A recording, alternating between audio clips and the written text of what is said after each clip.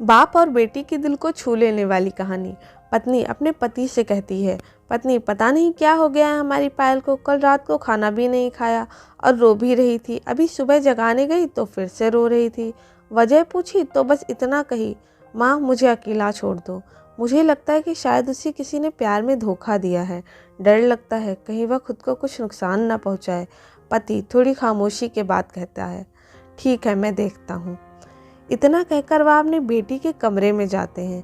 पिता, पायल कैसी हो बेटा? बेटी, पापा प्लीज़ मुझे कुछ दिनों के लिए अकेला छोड़ दीजिए। पिता, ठीक है बेटा मगर एक शर्त है। बेटी, बोलिए। मैं तुम्हें एक बकवास कहानी सुनाना चाहता हूँ, तुम सुन लो फिर हम तुम्हें डिस्टर्ब नहीं करेंगे, ओके? बेटी, ठीक है सुनाइए। पिता, आज से करीब 20 साल पहले एक राजा हुआ करते थे, बेहद अमीर। उसके 2 बेटे थे। बड़ा बेटा बेहद आज्ञाकारी और ईमानदार था। उस राजा को अपने बड़े बेटे पर नाज था। उसकी शादी एक खूबसूरत लड़की से कर दी गई। फिर वह खूबसूरत लड़की राजा की बड़ी बहू गर्भवती हुई। घर में खुशियां ही खुशियां छा गई। मगर राजा की जिद थी कि बेटा ही हो। फिर राजा ने अपनी बहू के गर्भ का चेकअप करवाया तो पता चला कि गर्भ में लड़की है। राजा ने बेटे को हुक्म दिया कि लड़की को गिरा दिया जाए। आखिर बड़ा बेटा आज्ञाकारी था ना, तो करेगा नहीं।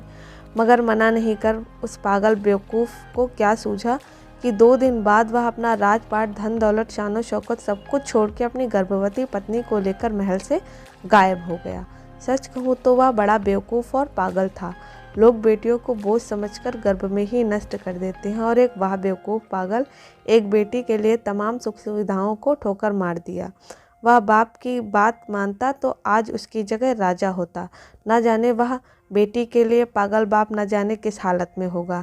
तभी पायल की माँ वहाँ आकर कहती है, वह बेटी के लिए पागल शख्स और कोई नहीं, यही तेरे पापा हैं जो तुझे अपनी सच्ची कहानी सुना रहे हैं। तू कहती थी ना कि मम्मी नाना नानी को तो मैंने देख लिया, काश पापा अनाथ ना होते तो दादा दादी का चेहरा भी देख लेती।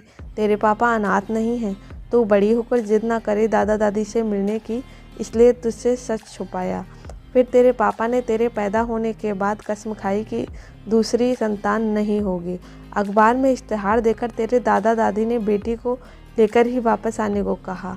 मैंने भी जोर दिया वापस जाने को, मगर तुझे गोदी में उठाकर तेरे पापा ने बस इतना ही कहा, जिस घर में मेरी प्रिंसेस की हत्या का फरमान निकाला गया हो वहाँ एक राजा कैसे सांसें ले सकता है।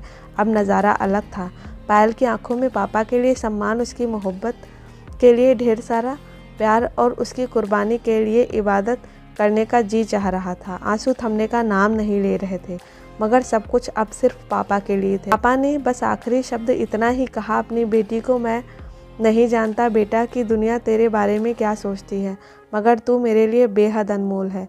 भले मैं आज कहीं का राजा नहीं रहा, मगर तू कल भी, आज भी और सदा ही मेरी प्रिंसेस रहेगी। बेटी ने दौड़कर अपने पापा को गले लगाकर रोते हुए कहा, आप असली राजा हो और मैं आपकी प्रिंसेस। सबकी पलकें गीली हो गईं, मगर वह एक नई सुबह की शुरुआत थी जहां प्रिंसेस फिर से अपने सियासत में लौट आई थी।